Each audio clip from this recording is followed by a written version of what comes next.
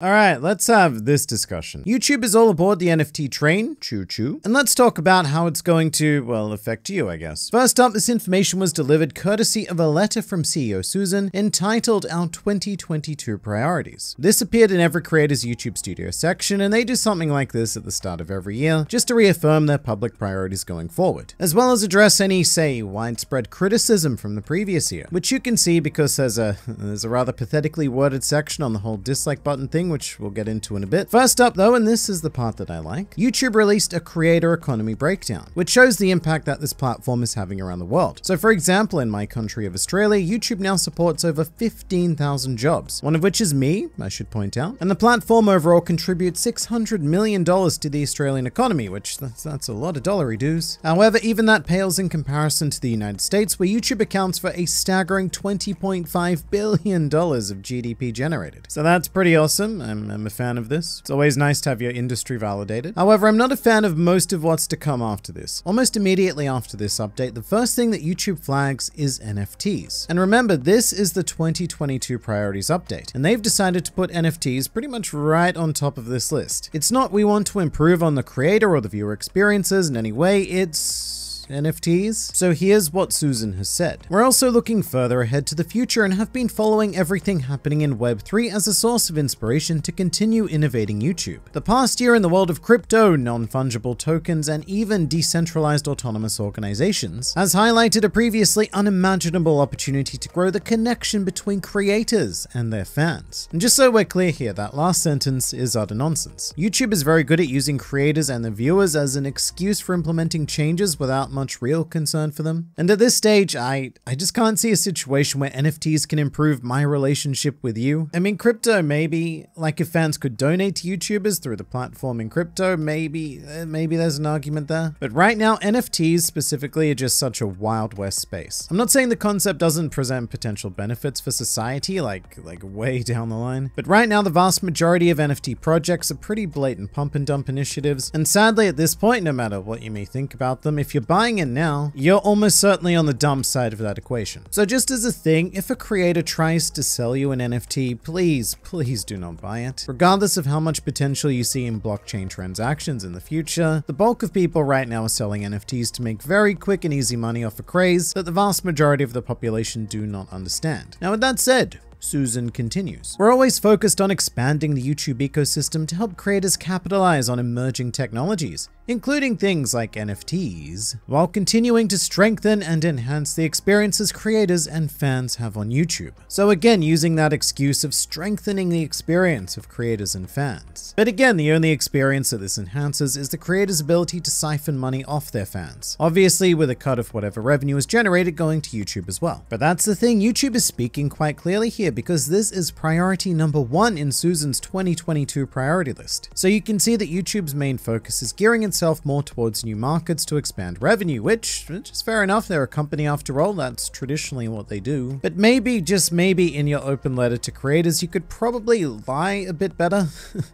That's the simple truth of it. You could probably lie a bit better to be prioritizing their concerns, maybe. Because right now, I can tell you that 99% of YouTubers are far more concerned with the copyright system than they are with any sort of NFT integration. And shortly after this comes an update on YouTube Shorts. Creators are doing amazing things on Shorts, from newer creators like Jake Feldman, Lisa Nguyen, and Shahat Anand, to creators that have been on the platform for years, like Colin and Samir. Now, Colin and Samir, I should actually note that I have watched those guys in the past. They have a lot of interesting stuff to say, and more importantly, they get to talk to some very fascinating people. With that said, I'm very on the fence about them though, because they are quite unapologetically business geared, which makes sense because their whole audience are YouTube creators themselves. But sometimes with them, it feels a bit more like viewers are a commodity to be used. You know, for example, to sell an NFT to, which incidentally Colin and Samir did. Anyway, we continue. And we're giving creators a way to make money on Shorts through the Shorts Fund, which is now available in more than 100 countries. The Shorts Fund is helping to enable new creators. Over 40% of creators who received payment from the fund last year weren't in the YouTube Partner Program. This year, we're testing out new ways for Shorts creators to build branded content through Brand Connect, our program that matches creators with brands. Alright, so translating this glob of word basically boils down to YouTube Shorts are not financially sustainable for creators, so we will need to subsidize them or get other companies to pay for them. Otherwise, people will stop making them, and then YouTube will lose the short form video fight to TikTok. which honestly, they kind of already have. TikTok is now the most viewed website on all of the internet, and that includes Google. So personally, I do feel kind of like YouTube is scraping at the scraps here, but they're pretty serious about those scraps because the Shorts Fund is $100 million,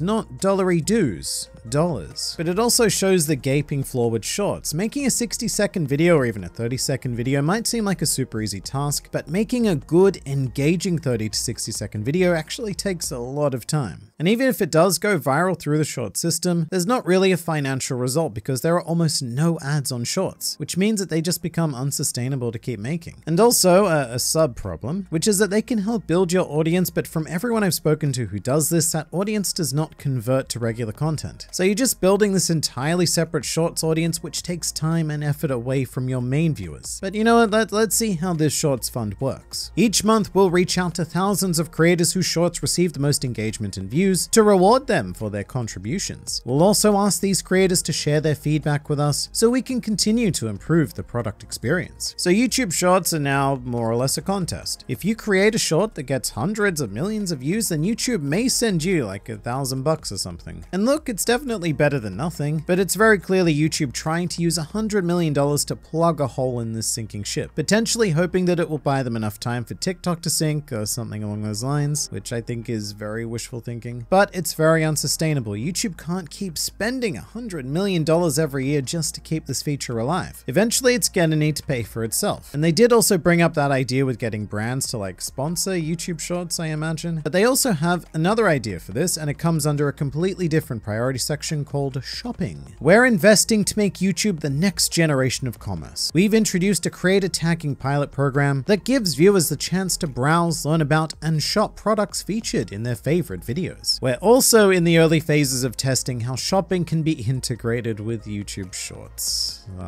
So basically, we want YouTube Shorts to just become fully fledged ads. These aren't like 30 to 60-second entertainment videos anymore. They're legit gonna be 30 to 60-second ads featuring products that you can buy. And that to me is a pretty big dystopia, because what'll happen here is it's kind of like affiliate marketing. A product from say Amazon will be linked in the short, both YouTube and the creator will take a cut from the sales generated from that link, and then instead of being incentivized to make just genuinely entertaining and engaging content, creators are going to be incentivized to find the best way to sell you something, which they'll have to do because right now there's no other way to make money with YouTube Shorts. So I guess just be aware that that is very much the direction we're heading in. Now for an update on the dislike controversy, this is near the bottom of the 2022 priority address, which once again, placement tells you a lot about how much we care about these various topics. NFTs, oh, we care a lot, but the dislike button, can we kind of bury it to the end of the address? We just kind of wish people would shut up about it, but because they won't, here is Susan's statement. We've heard from many of you about the removal of public dislike counts on YouTube, and I know this decision was controversial. Some of you mentioned dislikes helped you decide what videos to watch. However, people dislike videos for many reasons, including some that have nothing to do with the video, which means it's not always an accurate way to select videos to watch. That's why dislikes were never shown on the homepage, search results, or up next screens where users were most likely to choose a video. And look, it's tricky. Nothing said here is false, but it's a very skewed truth. Yes, dislikes were never a primary factor when choosing a video, but I could say the same thing about likes. The number of likes were never shown on the homepage or the recommended feed or the up next, so why don't we just get rid of them as well? The problem was never using dislikes to select a video to watch. I mean, maybe it was a very niche problem in like the tutorial market, but it's more that the ability to dislike is a form of speech. If a creator or a company did something that their audience and or customers did not like, then the dislike button gave them the ability to express that did not like, and also send a message to others watching the video. It was about a community having the ability to make their voices known, but Susan continues. We also saw the dislike count harming parts of our ecosystem through dislike attacks, as people actively work to drive up the number of dislikes on a creator's videos. These attacks often targeted smaller creators and those just getting started. We want every creator to feel that they can express themselves without harassment. And again, this is using small creators as an excuse for this decision. I said this in my original video, but YouTube has zero contact with small creators, none whatsoever. So even if what Susan was saying was true, YouTube wouldn't know that because I have a main channel of almost 800,000 subscribers with a partner manager, and even then contacting this company to register any kind of feedback is nigh on impossible. So this is definitely not a small creator issue, especially because this sort of dislike bombing, yes, it does happen on rare occasions, but not not to small creators, primarily because nobody knows they exist. So it generally happens to larger entities who just so happen to be the ones who can make their voices more easily heard within YouTube as a company. Funny that. So we experimented with removing the dislike count across millions of videos over many months. Every way we looked at it, we did not see a meaningful difference in viewership, regardless of whether there was a public dislike count. And importantly, it reduced dislike attacks. Now, the reason why it had no meaningful difference in viewership was already said by Susan earlier. Likes and dislikes don't form a part of the reason why people choose to click on videos and therefore register views. And on average, I don't imagine it makes much difference at all, because in a million videos, it would only be the super rare ones who elicit this kind of wild dislike reaction. Most videos on YouTube are just chill, enjoyable content. It's only in rare circumstances of controversy that the dislike button becomes particularly relevant. But just because it's rare doesn't mean that we don't need it. But yeah, those are your key 2022 priorities. We're investigating NFT integration, we are really pushing YouTube Shorts, and we are focusing on other avenues of e-commerce through shopping options. Are you, as a viewer, excited? Because I feel like this is the sort of letter that would do really well in a shareholders meeting because it's very